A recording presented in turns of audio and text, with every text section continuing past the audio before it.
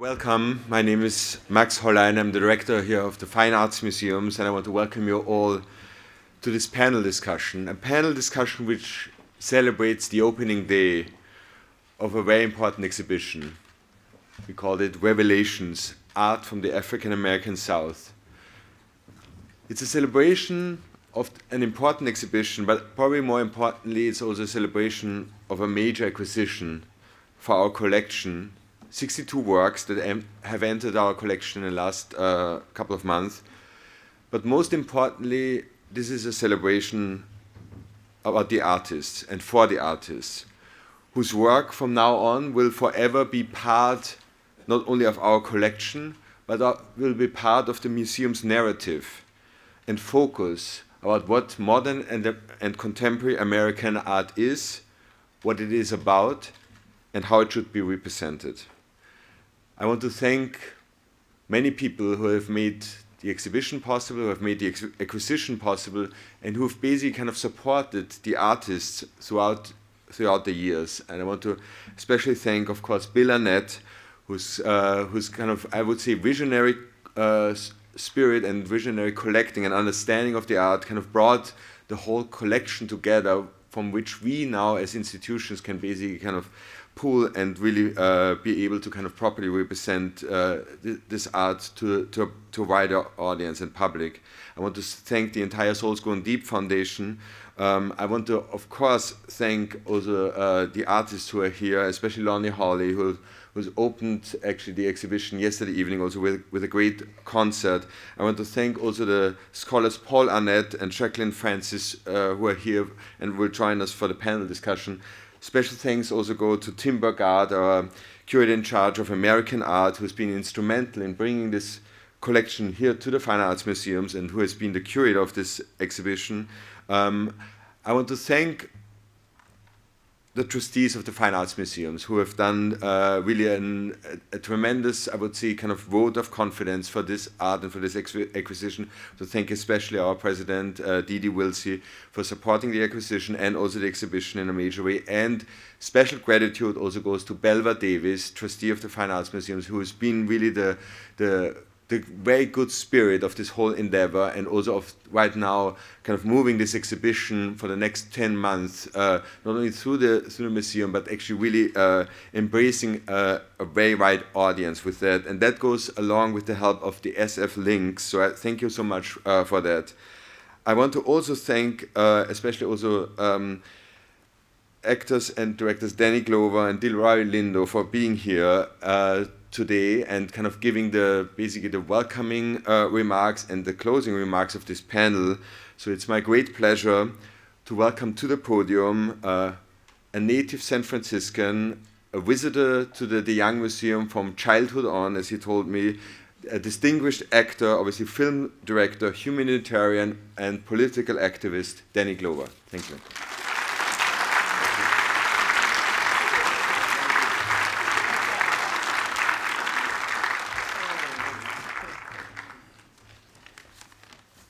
Thank you so much. I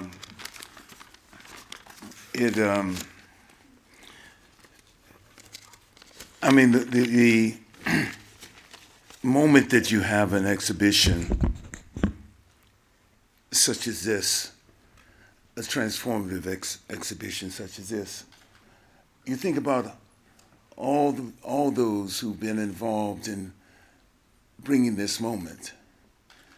It is, in some sense, a revelation. The revelation of stories, the memory of stories from beyond the artists themselves, the collection of emotions and ideas, fears, desires, dreams, and all. This is what this work represents, is all of this work.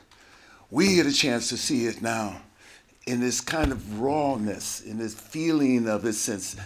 It may be referred to as folk art, but it is the transcending experience of men and women, their collective experience.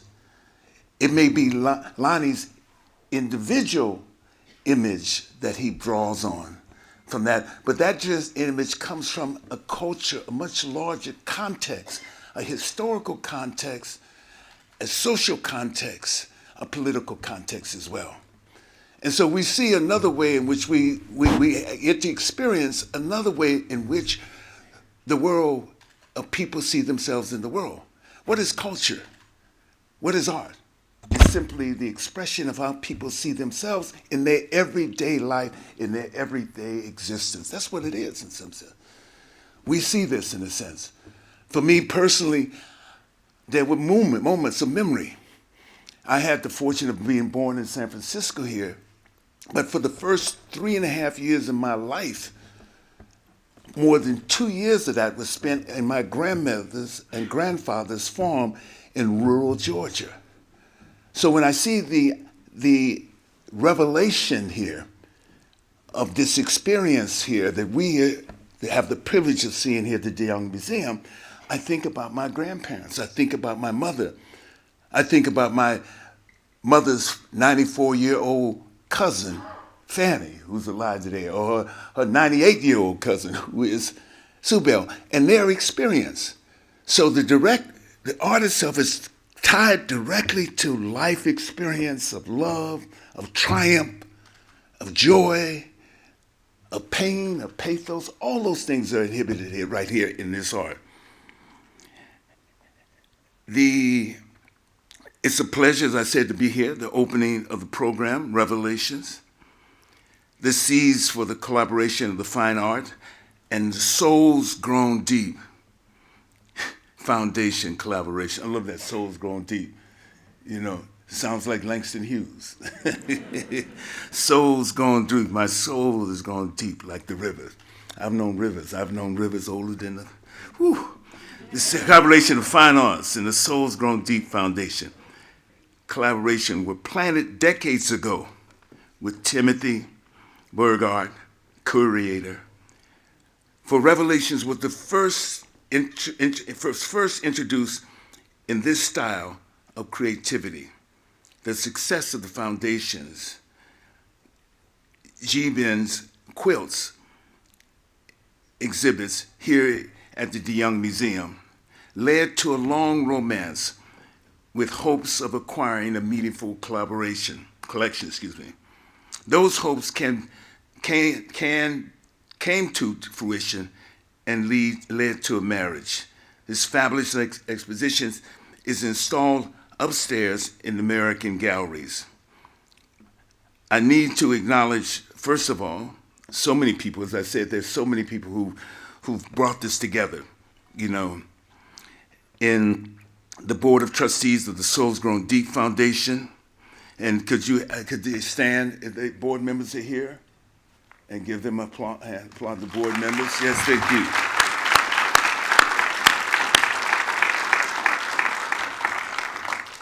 Also, Tim, he's here. Timothy, please. There he is right there. Yeah. He'll tell you more about the foundation later during the panel discussion. The members of the Fine Arts Board of Trustees and Foundations, Dee Dee, is she here, Dee Dee? Come on, where you at? Stand up, don't. Jack Calhoun, of course, Belva Davis.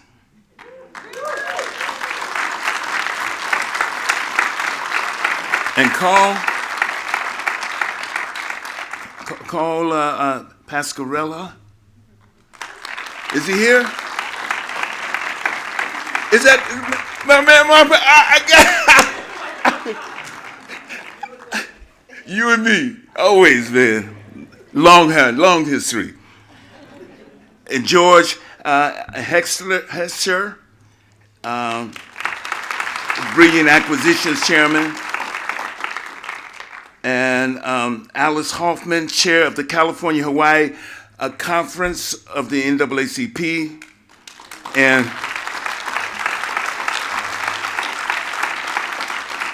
I have to acknowledge my best friend in life, not the fact that we do the same profession, my best friend in life, Delroy Lindo.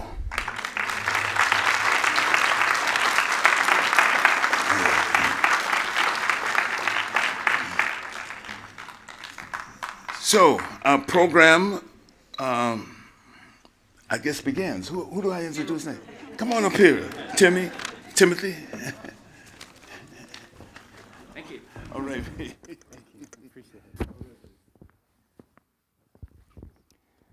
Good afternoon, everyone, and welcome to the Fine Arts Museums. It's a pleasure to have you to celebrate the opening of Revelations.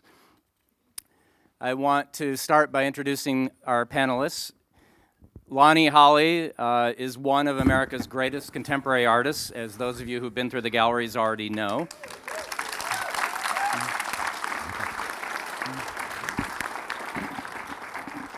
Born in Birmingham, Alabama, Lonnie traveled across the South and held a wide range of jobs before making his first artwork at the age of 29.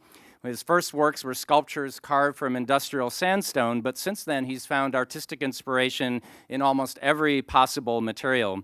His work combines old materials with the aim of creating new narratives, often with an object lesson built in. Lonnie's interdisciplinary practice encompasses drawing, painting, sculpture, photography, and as many of you know, having listened in the gallery, music. He has 2 recorded albums, Just Before Music and Keeping a Record of It, both released by Dust to Digital Records. Paul Arnett is, since his graduation at Harvard with a degree in art history, has been the co-curator with his father, Bill Arnett, who you see on the screen behind us, of the art collection that became the Souls Grown Deep Foundation collection. He's a recognized authority on the work of Southern artists. He served as co-editor and contributor to numerous books on the subject, including the 2-volume Souls Grown Deep African American Vernacular Art, The Quilts of Gee's Bend, The Architecture of the Quilt, and Thornton Dial in the 21st Century. He's contributed to many catalogs and organized several exhibitions, including Thornton Dial's Strategy of the World. Jacqueline Francis, on my left, is an art historian specializing in American art of the 20th century and contemporary African diasporic art. Her book, Making Race, Modernism, and Racial Art in America, was published in 2012, and her essays have been published in numerous significant books, including The Image of the Black in Western Art, The Encyclopedia of Aesthetics, and Horace Pippin, The Way I See It. In San Francisco, she's on the boards of the 3.9 Artist Collective and the Queer Cultural Center. She's an associate professor in visual and critical studies, as well as painting, drawing, and sculpture at the California College of the Arts. So I want to welcome all of our panelists.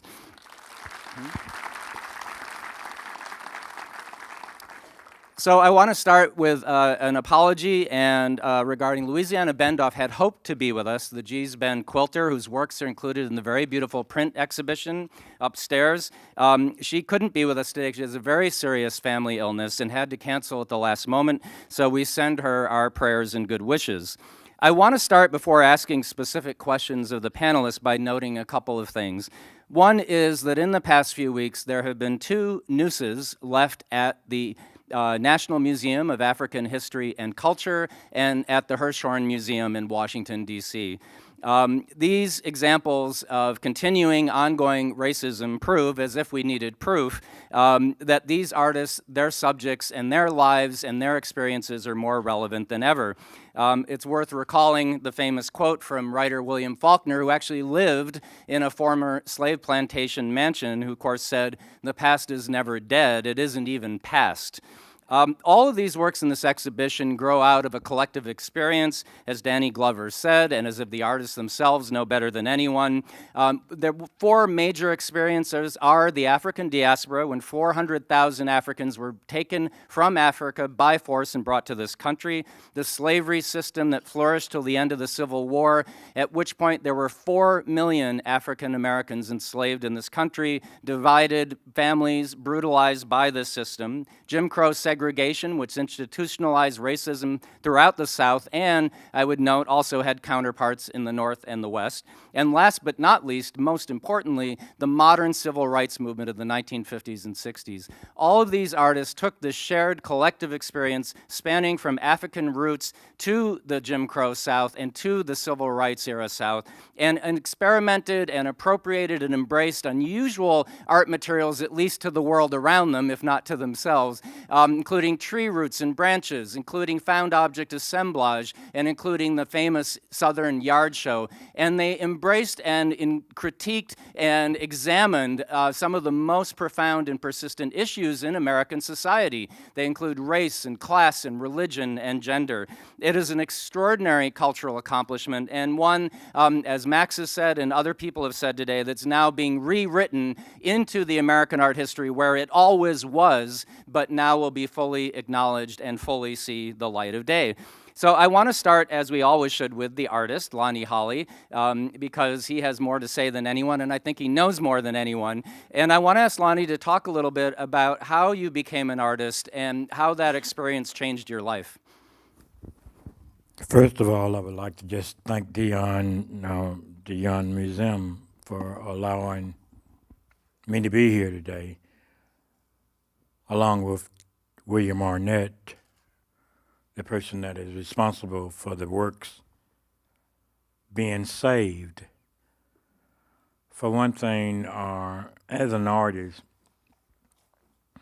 I think we are chosen in a sense. And you asked me when did I become an artist or when I began doing my art. I think I began doing my art when I was told to get out of the damn house and go dig worms at 5 years old. Go up and down the ditches and the creeks digging worms. I actually really started turning over the stones, the broken glass, the leaves, the broken branches, everything that would float on down that ditch or down those creeks. And after getting older, I went back to those ditches and creeks the way my grandfathers had walked and took a shortcut on the way to work to Sloss Furnace, uptown Birmingham, Alabama. And I just chose to use the ditches and the creeks as a way, because I had learned to love to do something. At 5 years old, I was out doing work, picking up paper for the drive-in theater, picking up paper at the state fairground and all these other places. I was learning to look in those bags and unravel that wrinkled paper, or seeing the condition that in the deterioration of what the rain washed off and put it up against the fence and it begins to rot away. I examined those conditions. I can only say that I was an artist when I was a child, but I didn't know the word art. I didn't know how to spell art. I didn't know how to spell sculpture. So sculpture wasn't a part of what Negroes knew to proclaim. You got to remember, I'm the seventh of my mother's 27 children, and I was born in the era of a Negro, a little baby Negro. So I don't have a problem with that. What I do have a problem with is that people will put me in a category and not see me as an American artist, because I experienced America's habits from a very, very, very young age, and then later was given the title an African-American artist by the Lords of London, because some works of mine was going to be going on an exhibit called More Than Land and Sky, Art from Appalachia. That's how I come to be where I am.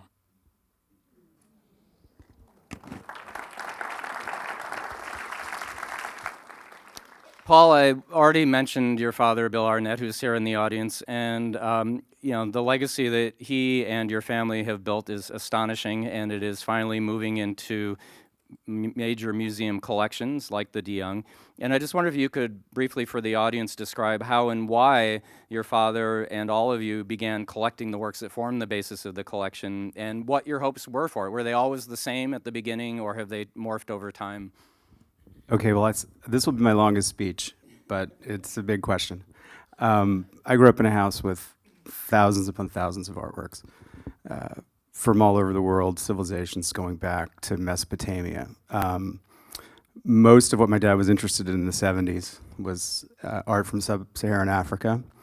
And he really, except for the African collection, he had collected most of the other work himself in the field and traveling to what I think today is 80 or more countries. So he used to tell us the hottest places on earth are Baghdad and the Khyber Pass, 2 places you can't go today to collect art. So he collected civilizations, really. He wanted to show overviews panoramically and in depth of what various societies throughout history had done. And so as his health deteriorated in the 80s, he was unable to travel very, very far and wide. And he started to look around the South, and probably because of his expertise in African art, he was intrigued by some of the self-taught African American artists in the South, and just kind of was collecting, but really on just a hobbyist level. Then he met Lonnie, and when he went to Lonnie's place, he said to Lonnie, "The only place I've been on earth that even rivals your outdoor art environment is Borobudur." And at that point, he began to realize that there were some true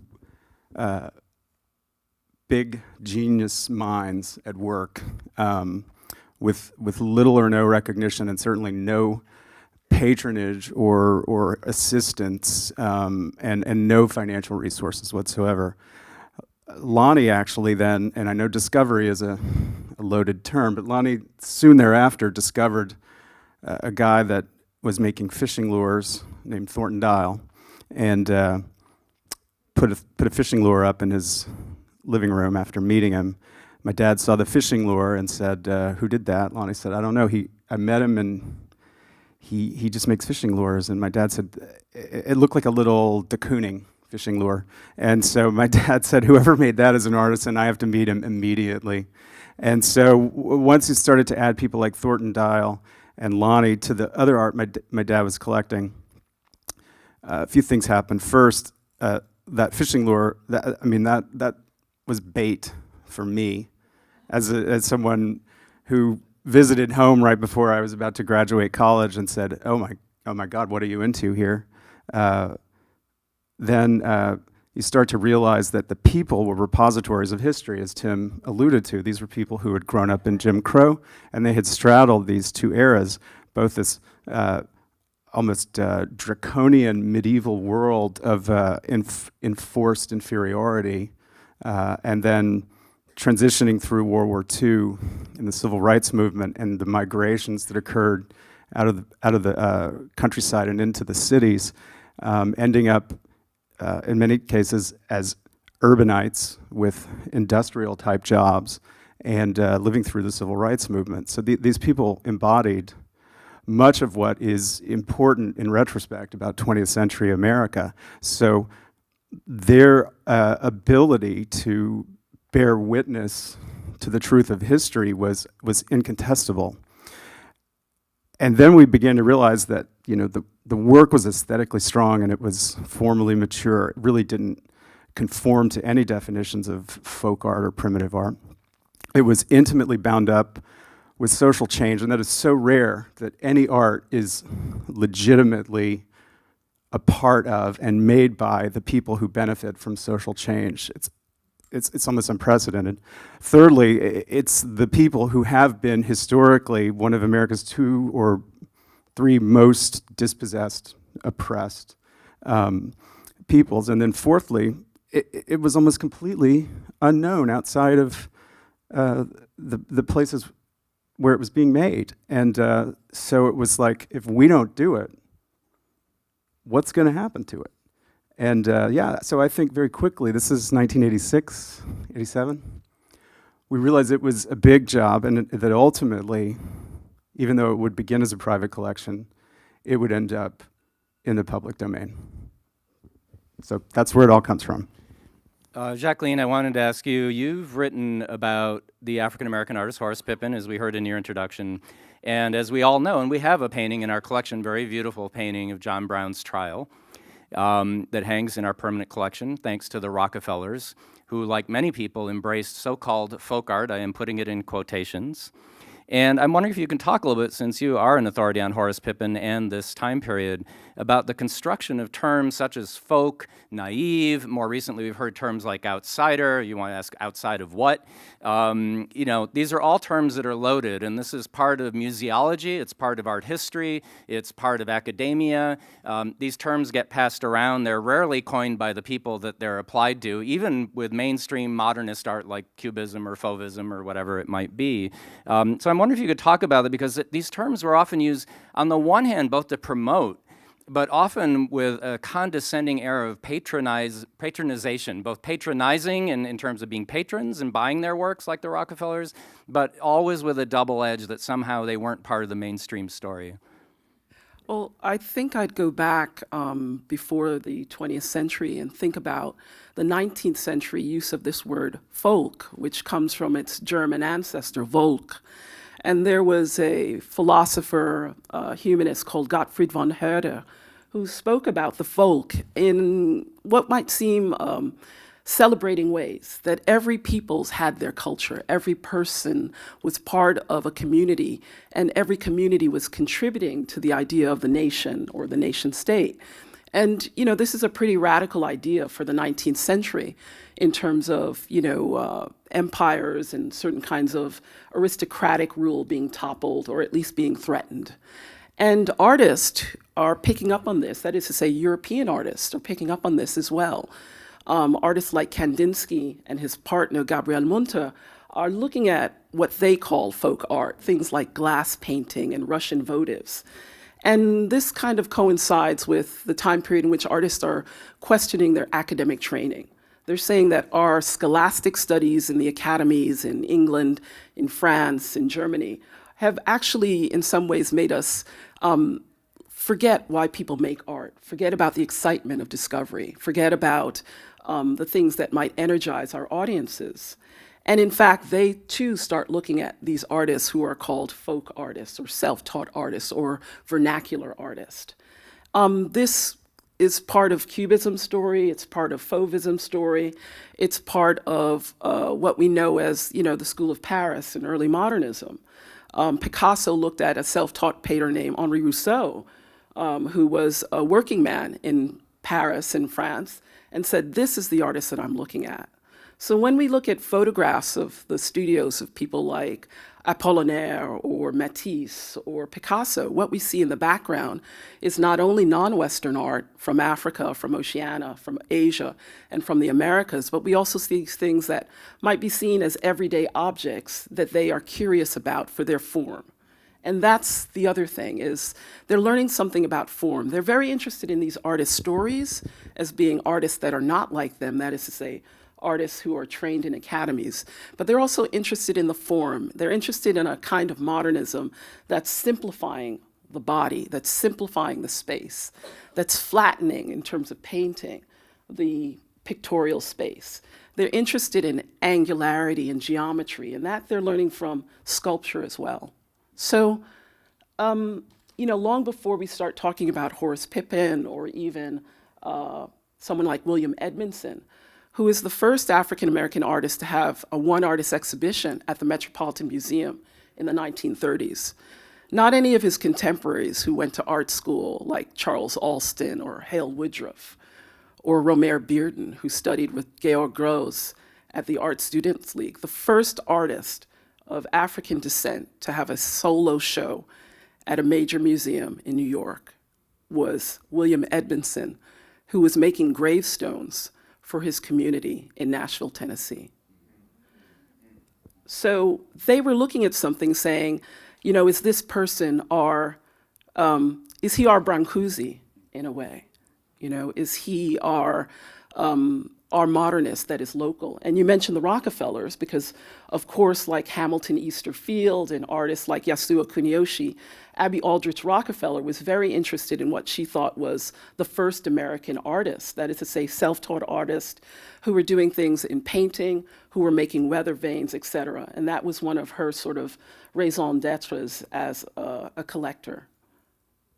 Many viewers, I know you've mostly, or all of you, have been through the exhibition, and both scholars and first-time viewers often feel a deep connection. On some level, they can't quite identify, some resonance with African art and culture.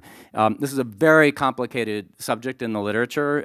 Paul and his father and others have written very beautifully and in depth about it. So again, in another shorthand answer after your long and well footnoted essays, I'm just wondering if you could talk for the audience a little bit about this very complex issue of how and whether or not there may be links to Africa in many of these works, many of these histories, many of these cultures and communities, and whether they're verifiable or whether they are there but somehow ultimately somewhat intangible and you can't connect all the links, but you know they're there. You know, perhaps there is a missing link that will be discovered, but you also see them in objects. We all think about objects that are pretty well known, whether it's the cast iron, wrought iron work in grill work in New Orleans or in Charleston, seagrass baskets off the coast of South Carolina and Georgia, face jugs from near Edgeville, South Carolina. These often seem to have Africanisms in them. And often there are objects cited in Africa, but I'm just wondering if you could talk a little bit about it. It's an incredibly fascinating subject that I think everyone is immediately drawn to. It's a little like politics or religion. It's subjective, I think. The two most serious African art scholars that I've known, one of whom was named Roy Sieber, who was maybe the dean of the study of African art in this country, and was a personal friend of my father's. And he wrote for our books, and he said he didn't see a single thing that was specifically African in any of it. So that's one extreme, and that's a very expert opinion. The other is Robert Ferris Thompson, who many of us have heard of at Yale, who's written extensively about the transmissions of these kinds of forms and ideas across the diaspora. And he believes that probably every piece in that exhibition is chock full of African retentions. I'll give an example where the Gee's Bend exhibition is concerned. I was the editor of the book, and the way that I cut this baby in half was to say that no one would be allowed to write about anything that they couldn't verify that the woman who made the quilt didn't know. And it was a way of sort of, in a kind of postmodern way, limiting the debate to keep politics out, to keep cultural politics out, to keep beliefs and possibly even projections that we have out. I think, and I think that was probably part of the success of the show, is it enabled people to focus on the women, their relationships, how they transmitted ideas, not how ideas might have been transmitted to them from some place immemorial in the past. I think the difficulty with African retentions is that really no one has ever demonstrated how they are transmitted. And I think that's what you were talking about. It's a kind of mysterious endurance, but the historical record is so patchy. I mean, here's something to think about. Those Gee's Bend quilts represent one community of a few hundred women. And so let's say a few thousand women have lived there during the 20th century. A few thousand remained of what were probably 100,000 quilts from one little community. We have hundreds of millions of quilts that disappeared. So most of what we're dealing with is like an archaeological record that is so incomplete, and it's a function of the tragedy of racism and poverty and all kinds of other social forces that have conspired to prevent millions of artworks from living. So that makes me very conservative in the way that I look at these, but they're clearly there, in my opinion. It's just, I can only sound like the way your question, I can just sound like your question. Or intelligent, yeah. Jacqueline, I wanted to ask you a similar question about African heritage, which is the last gallery in the exhibition, which many of you may have noticed, not only includes artists from this collection, including Lonnie Holley's incredible piece, Myth, but also a Purvis Young, A Good Man, but then other works by African artists like Arnett Sui, contemporary artists like Robert Colescott, and so forth. So it's an attempt to integrate these new acquisitions into a permanent collection of contemporary art. But one of the issues that immediately comes up, whether it's by Robert Colescott or Kara Walker, who's also in the gallery, or our Jacob Lawrence, which is not in the gallery, and on, the Horace Pippin and so forth.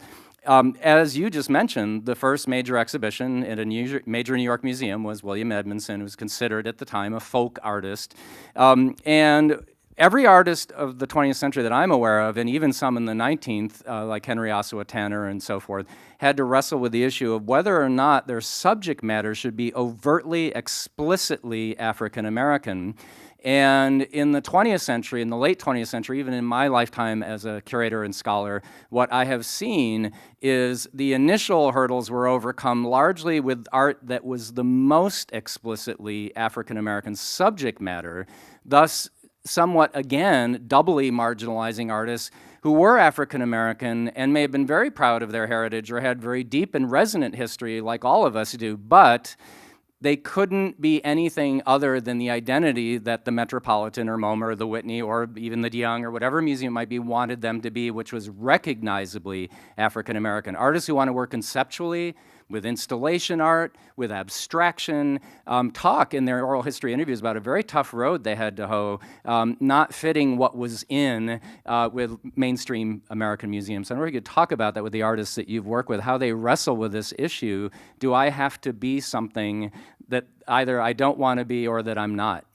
Yeah, this is a long and ongoing discussion, and I certainly can't begin to so-called answer it. I mean, all I can say is that all of these artists, all artists, I mean, not just artists who are Black, all artists want their work to be recognized, they want their work to be exhibited. I mean, yes, there are artists who are hermits, who do not want any part of the world, who work in secret. Paul and Bill Arnett have written about them, people like James Hampton, working in Washington, D.C., in a garage that he rented, and where he worked on this huge installation piece that wasn't discovered until after he died, after he passed away. Basic requirement, which is you're making an art for a community that is consuming it, right? So Hampton is an exception to that rule. He's not showing his work to anyone. And to get back to your question, that is also the question of audiences. And I use that word in the plural sense because there are many audiences for many different artists. So the DeYoung is an audience. We're an audience here today. There's also an audience that is outside in Golden Gate Park, who presumably we want to come in and see Lonnie's work, as well as see the work of Joan Brown and see the work of Stuart Davis and the other artists in this institution. So artists are trying to develop as big and broad and plural an audience as they can. And that is the dilemma, is to not just imagine one audience, but to imagine that art can somehow communicate or in some ways engage many audiences. And the problem that you've sort of identified is the presumption that these artists were wrestling with was that there's only one audience for you. Not only are you singular, but there's only one audience for you. It is a certain demographic that is a bunch of certain characteristics that are like on a census form. And we know that to not be true. I mean, we know that about music, we know that about theater, we know that about literature. Lonnie, in a similar way, I'm wondering if you could talk about what the idea of Africa does or doesn't mean in your work. Is it something, sort of memory and heritage from the past? Is it something that feels relevant and something a touchstone for you today? Is it an abstract idea? Is it a real idea? Intellectual, emotional? You gotta remember, well, I have to remember in order to help you all understand what was going on as far as developing brain development into the art world, or how after being a victim of the art establishments and how the treatment, again, we was talking about the creators and were they interested in somebody seeing it then, or was it that I would do this for my grandmother to see, or after my grandmother and my mother was dead, I would say to their spirit, are you watching me? As I create this, I would say to my grandpa, I'm going to take this old chicken house dough and this old chair you sit in, and I'm going to make something to say, thank you, Grandpa, for watching over the chicken house and not letting whatever destroy the eggs or the chicken. So then when Bill comes along and sees this and asks Lonnie, why did you do this? And I say, that's honoring my granddaddy. Or to take this rick that my grandmother took and wrecked out of the landfill hot pit. The rick that I found was still hers, but remembering the long stick that she attached to it to get this stuff out of a burning pit, I actually were visualizing her still reaching down in that pit, doing something for me and the other 10 children that she actually was going to the city dump to work for. I was one, my father's child. Uncle Jesse had 10 children. So grandmother's responsibility were to take care of all 11 of us. You understand what I'm saying? So my whole thing were, when I, again, when I got into their life, I had learned so much from 5 years old, picking up paper, growing up through whatever I had to grow up through. And I didn't get back to my grandmother. I'm trying to speed this up, or I won't take up too much of your time.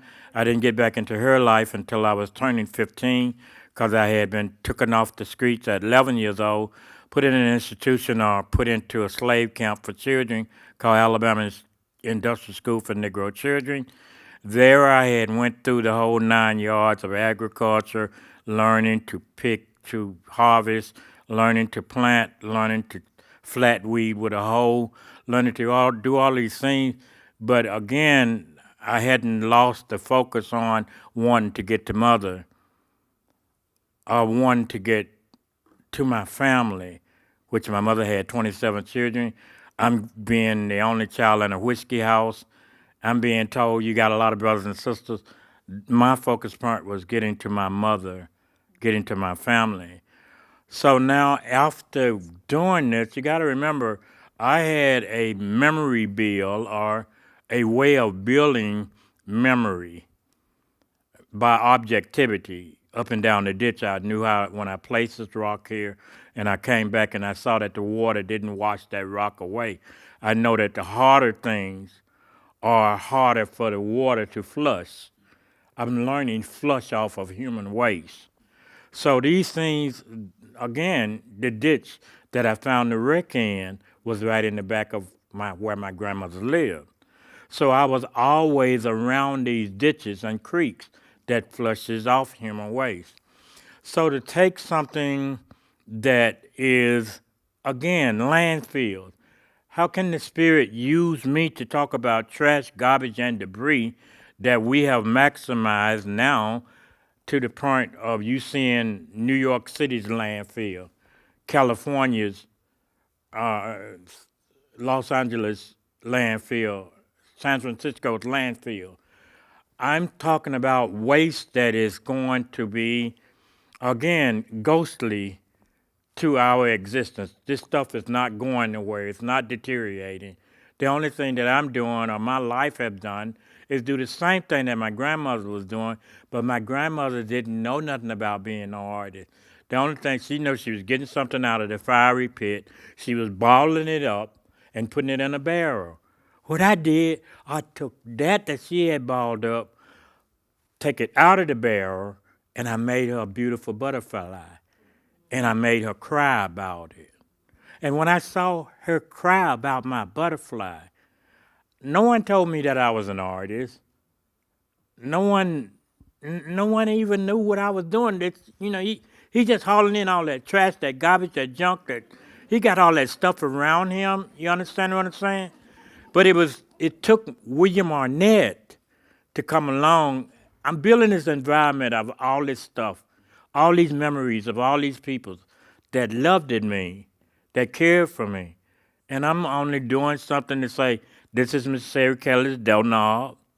This is Miss Smith, protecting myself the best that I can. Just some sticks in a drain pipe that she told me. She said, instead of me getting a gun, I'll take some out of that drain pipe and I'll beat the hell out of somebody that break in on me. You understand what I'm saying? But that added value to me and also taught me this woman's mentality about being faithful to not to kill or not to hurt. But I'm going to take that out of that, and I'm going to teach you a lesson about abuse. You understand what I'm saying? So these were things that I was gathering around that had retaught me a lesson about lessons that they had learned. The only thing that I'm doing is taking him and her hold the root, the pillow that's in the chair, but you got to see the chair, the condition of the chairs. Because one of those chairs, one of the rocker is not even on it. And on the same leg there, the father's rocker, the rocker is broken, the thing that allowed the chair to rock.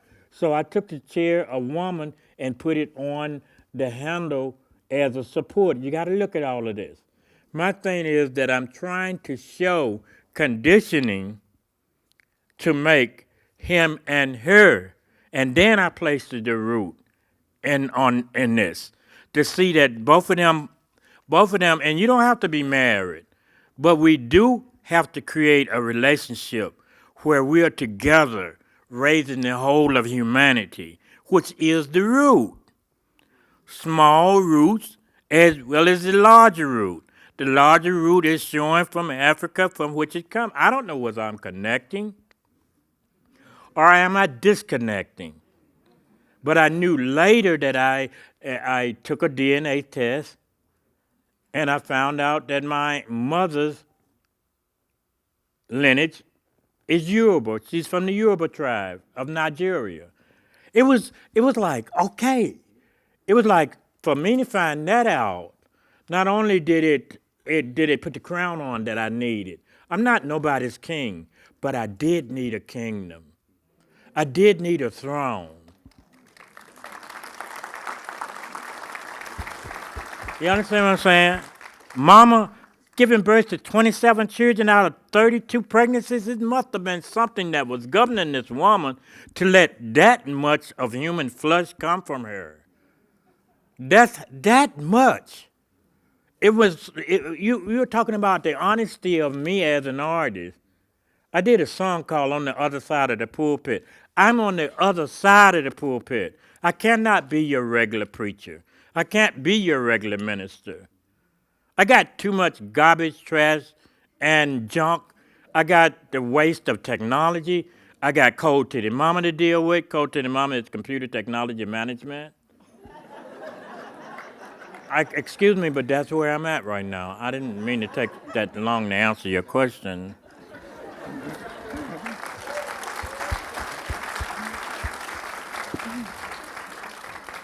It's the best answer. Paul, every viewer of the exhibition is struck, obviously, by the extraordinary use of objects like natural tree roots and branches, like Lonnie just said, and it's up on the screen, all of you probably noticed already, but also man-made objects recycled from junk piles. So I'm wondering if you can talk about a little bit the historical origins and sort of uses of these materials in Africa and in African-American culture in the South. I realize a very quick overview, but just to give a feeling for the audience, since you have written so extensively about this, about how deeply resonant it is and meaningful, symbolic. First of all, thank you for giving me the privilege of following Lonnie. My revenge is forthcoming. Well, you've trapped me because I had said I can't make definitive connections between Africa and the New World any more than anyone can make those connections. That's a hard question, so I'll avoid part of it and talk about what I know the artists do and what I know they believe they're doing. And you've heard Lonnie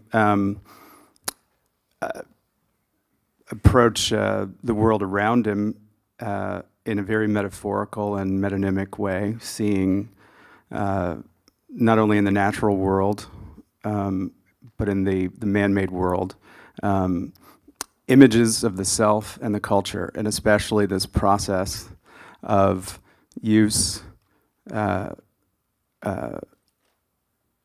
we call use, refuse, and reuse.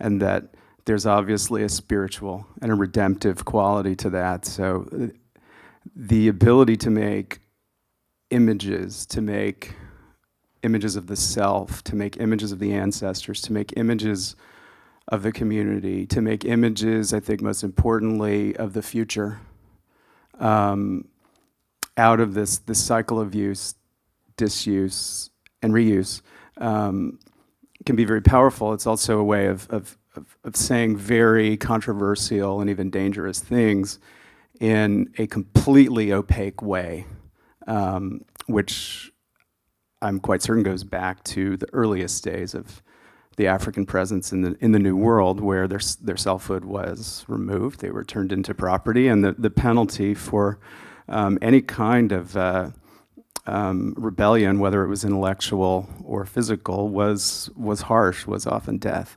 So it's an aesthetic that is a life or death aesthetic, and that's why it's often expressed in a way that is either indirect or involves misdirection or inversion.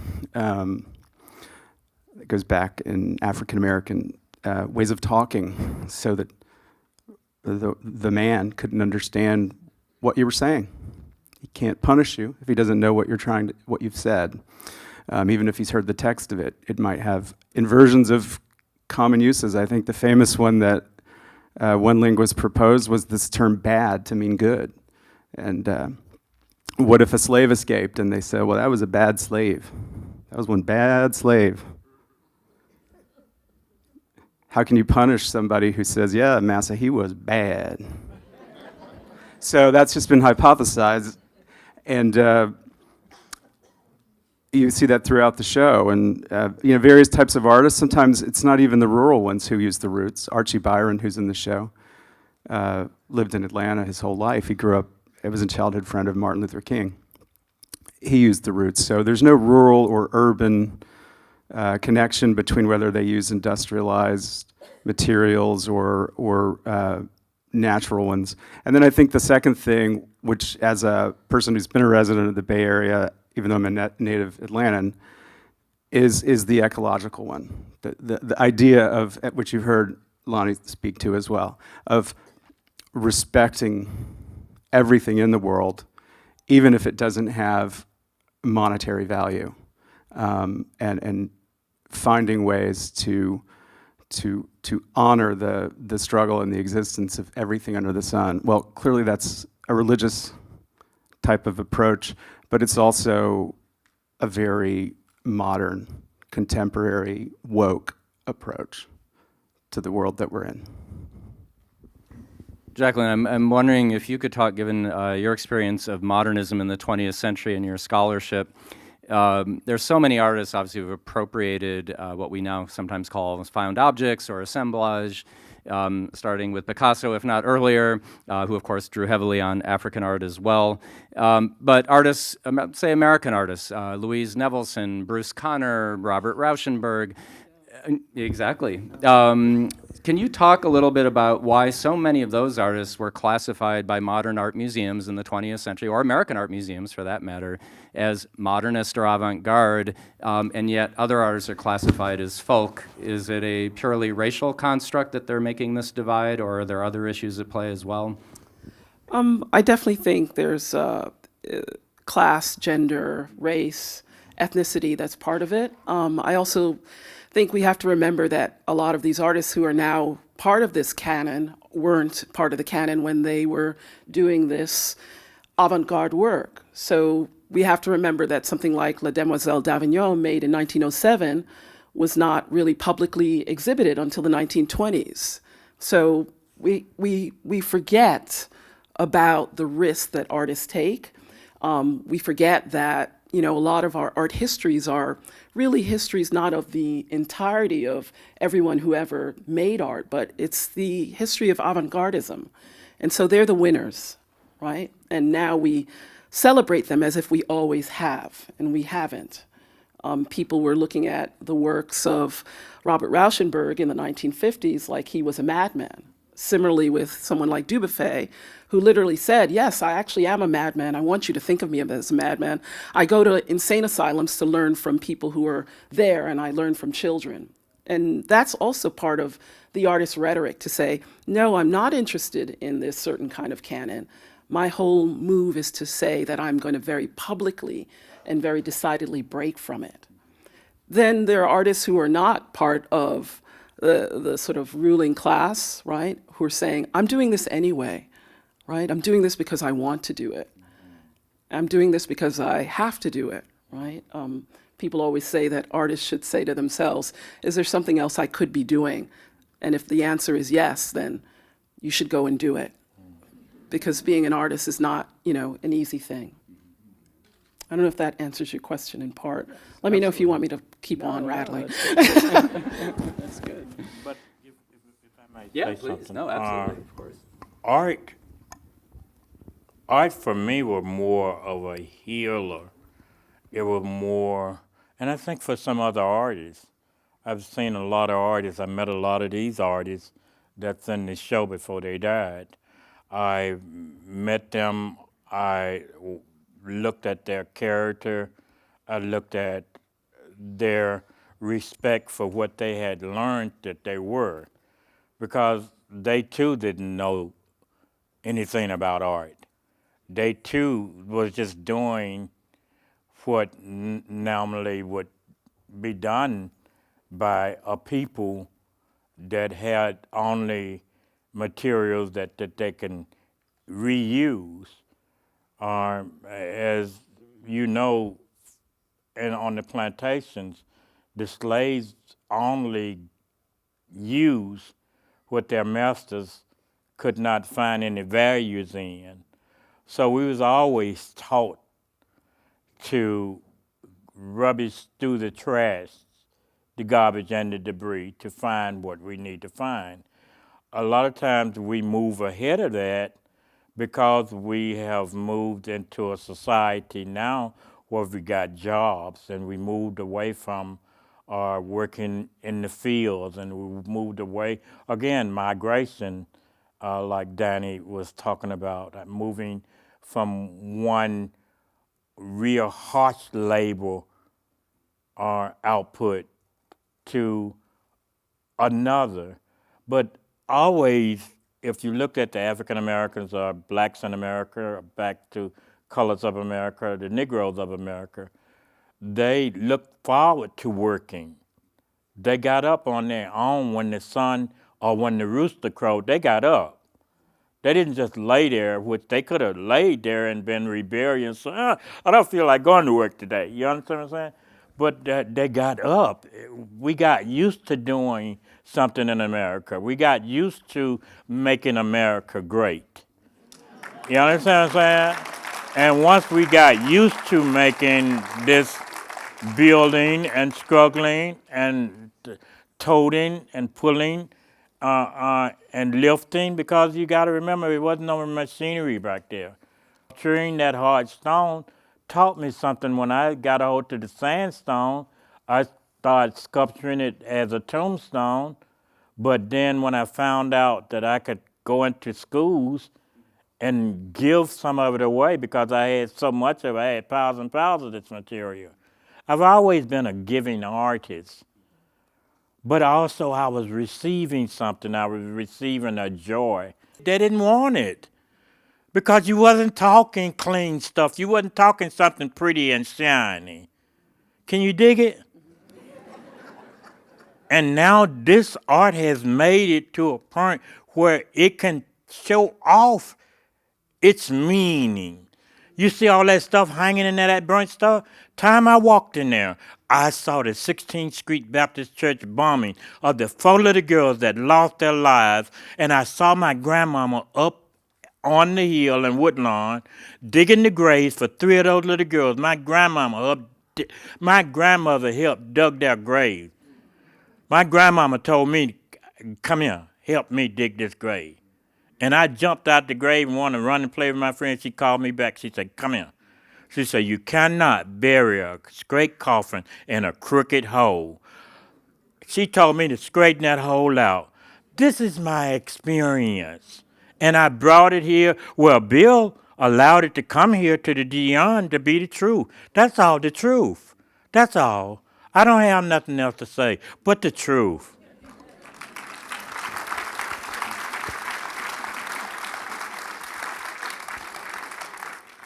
Truth is always the best thing to say. Actually, that sort of leads into a question I wanted to ask all of you, which is, many of us are not from the South, some of us are. The South has been in the news a lot recently for many not so great reasons. The massacre in Charleston, Confederate flags flying over state houses, Confederate monuments being removed or not removed, the killing of unarmed African Americans by police officers and so forth. I wanted to ask all of you the ways in which you think the South has or has not changed. I think also there's this misperception or myth, and Lonnie just touched on it, that somehow with the birth of the modern civil rights movement in the 50s and 60s, maybe from Emmett Till forward through MLK, that somehow so much of the promise had been achieved. But in fact, my experience, and I'm not a Southerner, but having spent time there, is that there's a time lag, that things that people think or hoped had been achieved actually have not been achieved or not achieved fully. That's not to say there's no progress. But as Lonnie just said, I mean, if you calculate Lonnie's age, he's not talking about the 1930s or 40s. This is, modern living experience. It's his experience. And it's way more complicated and unfortunately has far more negativity, which he has transformed into positive energy and works of art. But I'm wondering, especially, Paul, you were born in Atlanta, Lonnie, you're from Alabama, if you could talk a little about, has the South really changed or not? How has this work been received in the South or not by their museums, including museums in your own backyard? And is there change happening or not? Or is this work being recognized more by museums outside of the South who aren't politically or racially invested in keeping it marginalized in some way? I'll take that one. I was born in Washington, D.C. Okay. 1987, Lonnie got interested in the concept that there were artists like himself. And that was through my dad. And I graduated from college in June of 1987, and I was this little preppy-looking guy, and Lonnie and I went out on the road around the South to meet artists, many of whom, practically all of whom are in this show.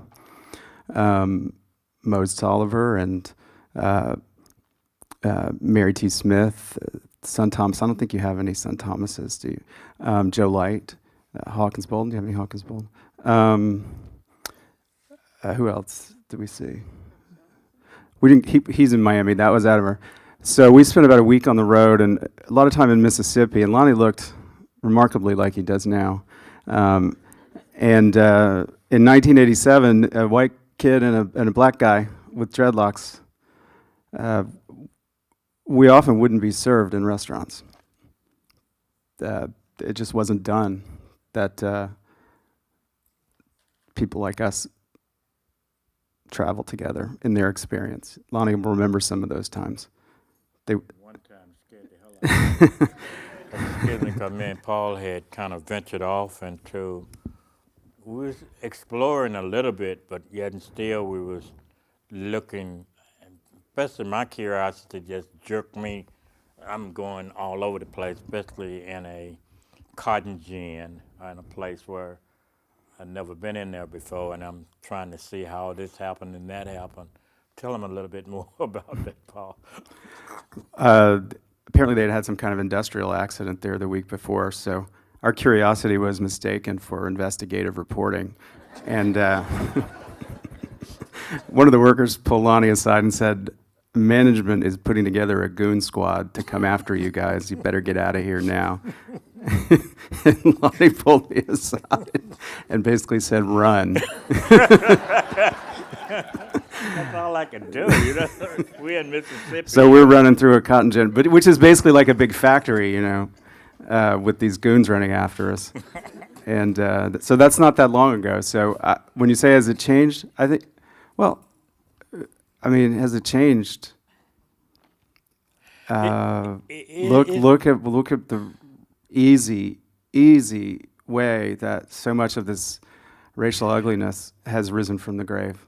All too easily, It's like the zombies were warmed up in their coffins, just waiting for any kind of dog whistle to get active. I think it just need to be fixed, though. I think if we can really get those humans that is actually feeling either left out or that somebody is going to invade their turf or find out some of their prior skeletons that's in the closets, or all of these things. I think my thing is I don't want to see women wearing out their shoes marching all across America unnecessarily to try to achieve further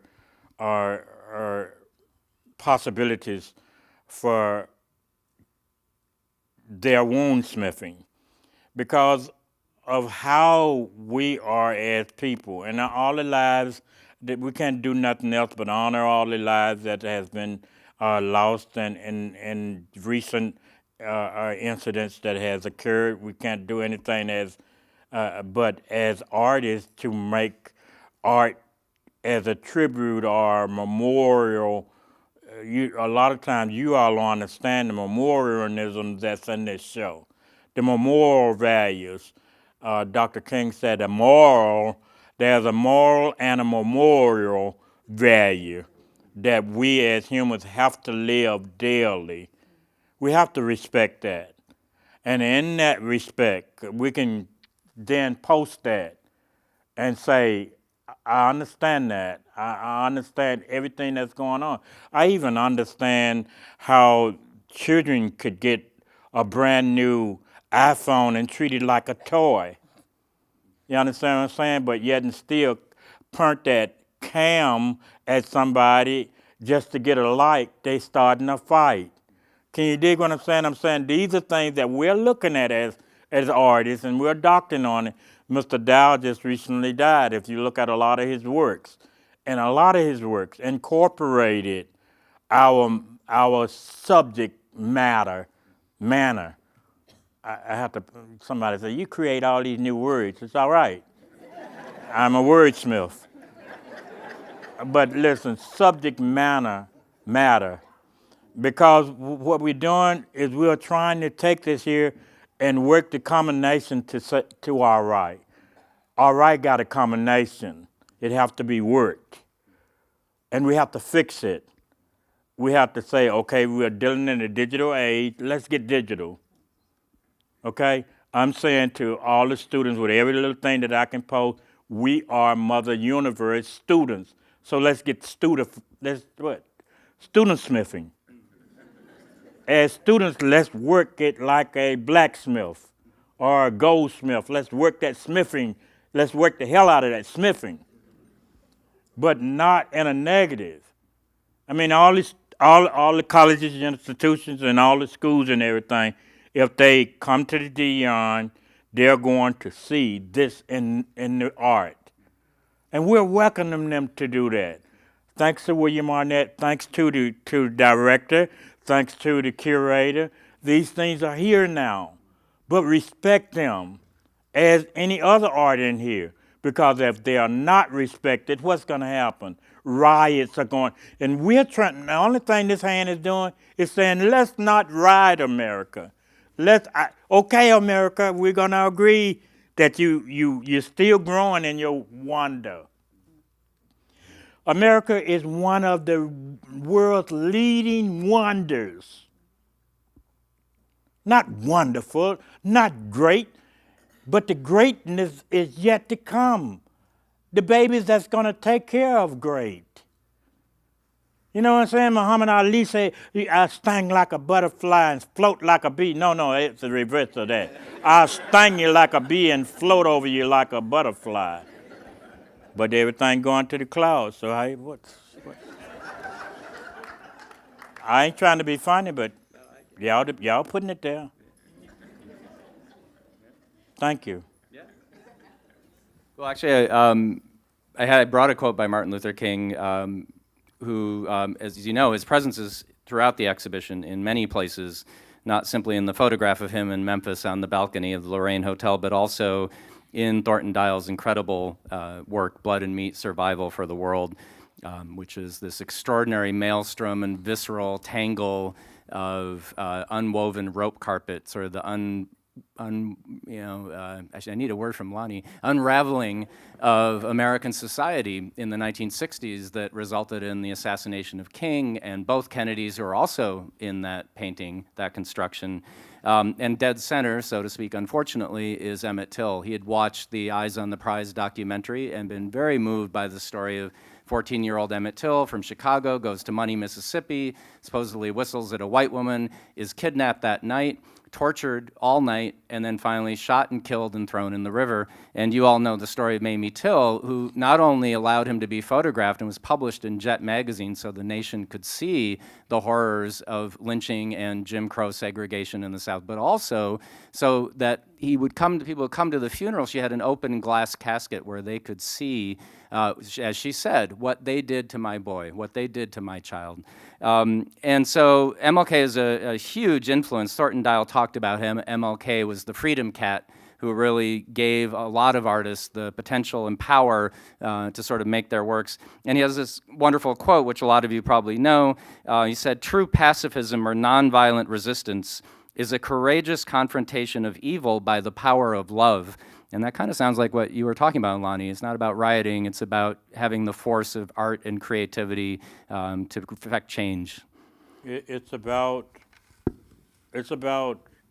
understanding this. I mean, the bloodshed of billions of peoples are from, I sung last night, I snuck out the slave ship in my imagination just to see what we as a people was going to turn out to be. And I ended up on a probe, being probed away to the farthest distance of space. So I snuck out for one ship to sneak on another. These are where we supposed to be. I did a piece called Six Space Shuttles, a piece of music called Six Space Shuttles and 144,000 Elephants. I don't want to see 144,000 elephants parading around on Earth. I'm not the Ringling Brothers Circus. But I want to see us move towards elephant power. I want to see us move towards solar energy, where we're not causing the carbon in the air that's choking and killing. It's killing people by the millions. And if you don't believe me, take a census, or just request a census for the Dion. It can let us know some stuff, but we're talking about we're moving into the future. So I was telling Matt the other day, I told him this morning, we might as well do this digitally. Because if we're bringing this information, we want to give it to the future as positive, but as is. Yeah, you ever notice an as is thing? When you buy it, you got that. You can't take it back. Okay? So whatever our universal right now, whatever our global and our universal efforts are, it's as is. But let's take that. I'm not your preacher. I'm not your minister. But I am advising to every king and every queen. Why would I say 6 space shuttles and 144,000 elephants for a queen's birthday? If I didn't do 6, she can't ride no 6 space shuttles at one time. That means get 5 of her queen friends and they go taking off in the universe together. Can you dig that? You like that? I like that. And then when they come back, they can do their exploration, can heal some things. But the answer to you is we are the doctor, and the art is the medicine, and we're giving them a shot. So I want to ask Paul and Jacqueline both if they have anything else they'd like to say. The only thing I would like to say, just like my only big idea, is it sort of goes back to what Danny Glover was saying in his introduction when he's in the show, and he sees these are the dreams, the desires, the stories, the histories, the memories. Well, all of that in the era of even Emmett Till, which I think was 64, 55. I'm sorry, I don't know what I was saying. Was forbidden, and so the acquisition of voice, Lonnie clearly has acquired one, is what this work is about. And with that voice, there's kind of this twofold mandate. It's the documentary mandate, which is to tell these unknown and even forbidden histories through work. And the other one, which we've heard with the 6 space shuttles and the 144,000 elephants, is a visionary mandate to use that accumulated wisdom and give voice to visions and idealizations of what we must do to leave a better as-is future. So that tension is in all the work. Less so, obviously, in the quilts because it's a very abstract medium. But every artist I know has felt that dual responsibility to bear witness and to be a visionary at the same time. And I think the quilts also, Paul. I think if you look at the quilts, I don't know whether a lot of you all been through the exhibit. The quilts are echoing out away the patterns of the materials, the symbols. You got to look at the quilts and think about what Bill was trying to bring forth with the idea of what did the quilters have in their houses as an inspiration. A lot back in those days, especially in the earlier periods, the paper, the newspapers that was on the wall, all the subject matter that was in those newspapers, where they said that we wasn't interested in learning or we didn't learn to read and write. We had the best of you all's throwaway to examine. You understand? So we was the aftermath of you all's educated manner. You throwed it away and we got it. All your National Geographic, all your books now that you don't want, they're being thrown into the trash. So 9 times out of 10, your trash collectors is the first to find the goodies, and they separate the goodies, but they try to take them home. But we're getting away from home research like we were. My whole thing is, Malcolm say by any means necessary, that's what Malcolm X said. But my thing is to get them away from the weapons and see that all of this stuff is your means. By any means, all of this, every plank on this floor, instead of me seeing a kid just deny himself or herself opportunity, I want to show them the patterns that's in each plank. I want to show them the grooves, the pine knots, and what a knot mean. You understand what I'm saying? A knot is to be or not to be. A knot, you see? But that's what? The poetic manner. Somebody said, do you think you can do good on Broadway? I am Broadway. How about Hollywood? I am Holly, but I had to do my thing in the woods. Again, thank you all, and thumbs up for Mother Universe, humans. Thumbs up for Mother Universe. Thank you, Paul. Thank you, sister. Okay. No one wants to follow Lonnie, and I'm not going to. So I brought in a ringer. I mentioned Louisiana couldn't be with us, and she really wanted to be here. And again, as I said, we're sending her our good wishes for her family. So I'm going to read something that she said instead to close. We were just talking about quilts. And Lonnie is absolutely right. One of my favorites is by Mae Young. It's the one made out of worn work jeans, blue jeans. You see the wear on the tear on the knees. Every one of those is worn by somebody in the family or somebody in the community or somebody next door. And she is a little girl, just like Thornton Dial, just like lots of people, worked in the fields, picked cotton, sharecropping. And every time you look at that quilt hanging in the gallery, which is so astonishingly beautiful, it carries those memories, it carries those associations, it carries that history. It's there, you can see it. It's worn, it's frayed, it's torn, but it's loved and used, and it keeps you warm.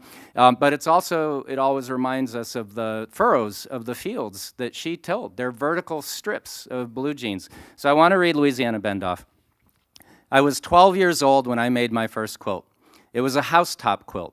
I can't remember what colors it was, but it was made from scraps that were left over from the clothes my mother had made for the kids. She made almost all the clothes we wore in those days. The scraps that were left over from those clothes always ended up in the quilts. Nothing went to waste. My great-grandmother, Annie Petway, died in June of that year. My brother, sister, and I were sitting on the porch, barefooted, when the hearse pulled up. It was long and black, and the people got out, and they went into the room where she was, and they put her in a black bag, and then they carried her away. I remember sitting there and crying as she was taken away. Sometimes I sit and picture her face, and I can still feel her smile. In 2002, my mom invited me to go with her to Houston for the opening of the G's Ben quilt exhibit. When I got to my great-grandmother's quilt in the museum, I cried. I cried to see our history and our past up on the walls and realized my great-grandmother had left a legacy. She was gone. We hadn't forgotten her, but no one else in the world knew who she was. And then to see her quilt hanging up on the wall, it was so beautiful. When she had died, she was just our great-grandmother, but now she had been reborn as someone who people were respecting, and all of a sudden she was important to the other people in a way she had only been important to us. It brought tears to my eyes, and I was so overjoyed inside. When I saw her beautiful artwork on the wall, it took me back in time, back to a time before I knew her, before I was born, when she was a whole person with all of her abilities. She never got to go places or do anything. I felt like in spirit she was there with her quilt and with me. I remember how she used to pray for better things for her children. And I remember when I saw her quilt, I could see her face so plain, and I felt like she could see it too. When I travel now, she is there with me. She is now known all over the world. In a way, she's still alive in that quilt. So thank you, Louisiana Bendoff, and thank you, panel.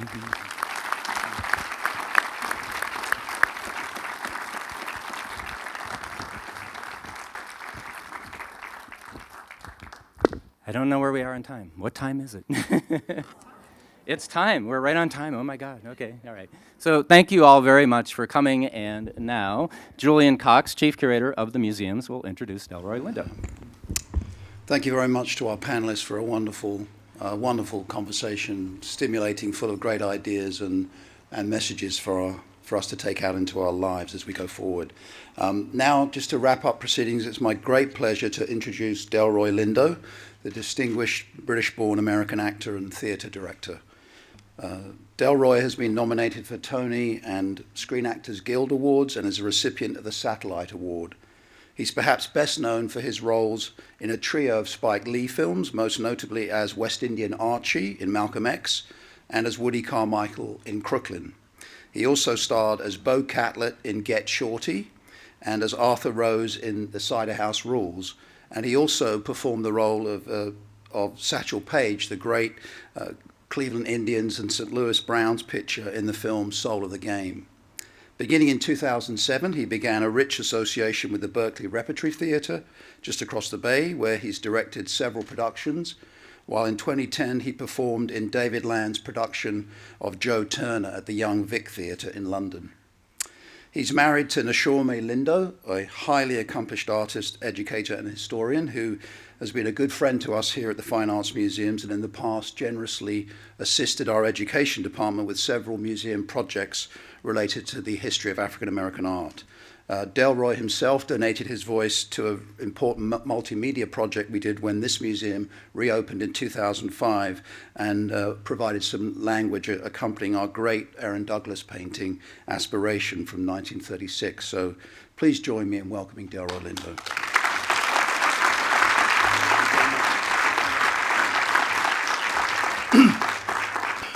Good afternoon. Good afternoon. First of all, thank you again to our panelists, to Jacqueline, Lonnie, Tim, and to Paul. Thank you so much. As somebody who makes a living interpreting the works of others, I have an added appreciation, a deep appreciation for the artists who are exhibited here in the Revelations exhibit. And the basis of the appreciation has to do with the fact that they follow their own creative instincts to produce work that is wholly original, wholly singular in its vision.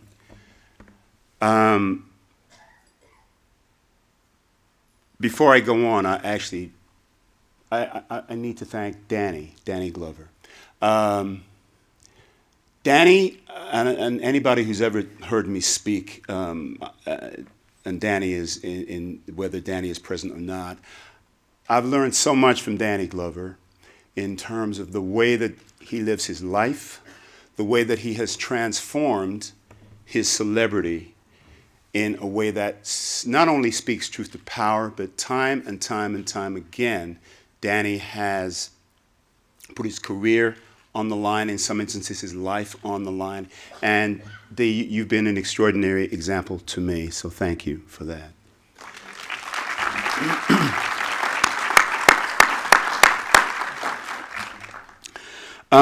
I was speaking about originality and singularity of work, and when I think about these things, singularity of work, originality of work, and genius, I would be completely remiss standing here if I did not acknowledge somebody who is right here in the Bay Area, right here in our midst, and embodies the genius, the singularity, and vision that is always present in her work. If we could bring the lights up, I'd like to acknowledge Mildred Howard, who is here.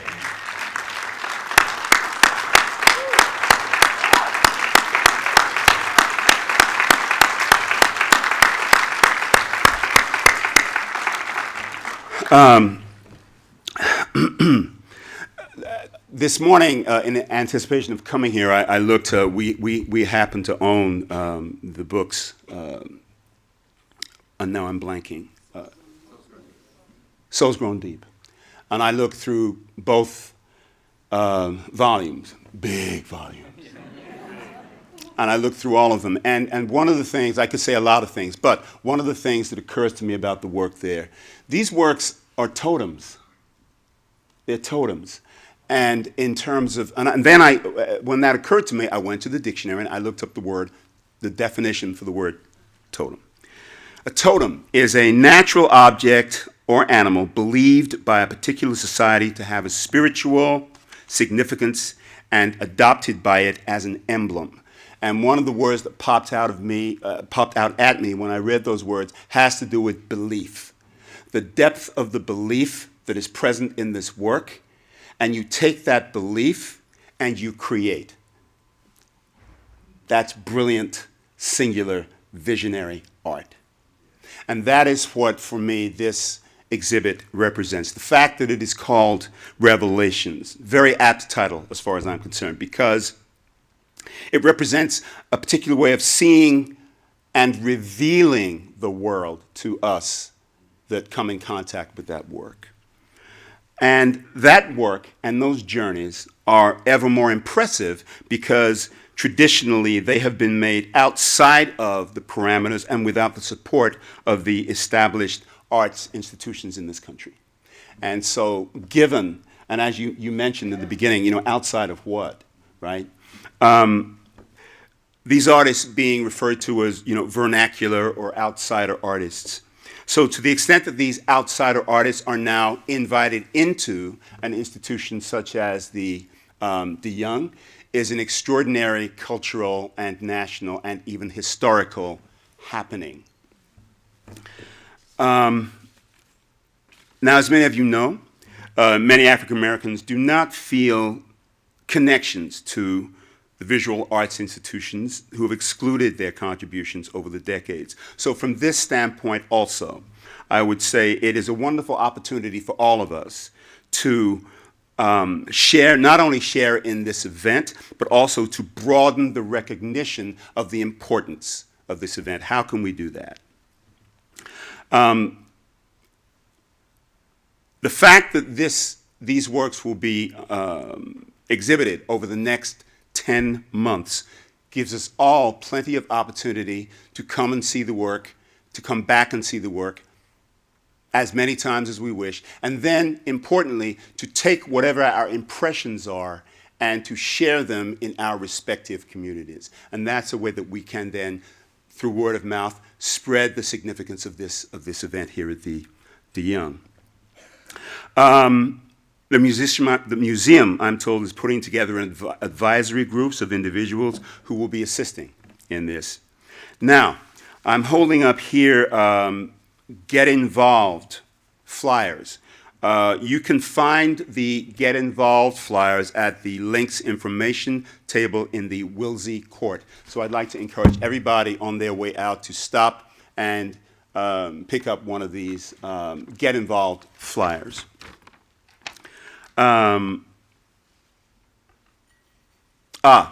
Just so that you don't feel you're overcommitting, I'm told that the training is not too arduous, and there is a genuine desire from the museum to hear from community voices about this exhibit, which will help connect the public to the work here. Information about becoming a community representative is also included in the Get Involved with Revelations flyer. And the hope here is to have a long and successful run for this exhibit. And the fact of the matter is the success of this exhibit really depends on all of us involving ourselves, becoming involved. So I'll hope you'll respond to the flyer. I understand that I may be preaching to the choir here, but we all know that we all have a responsibility to get the word out and critically to help educate, if that's the word, other museums, not only in terms of giving these artists the recognition that they so deeply deserve, but also to help other museums understand that rather than doing these artists a favor by including their works, rather they are engaging in a very smart and successful business and creative move. Thank you for being here. Thank you to the panel. Thanks very much. Thanks. Thank you, everyone. That concludes the program, and enjoy the exhibition. Thank you.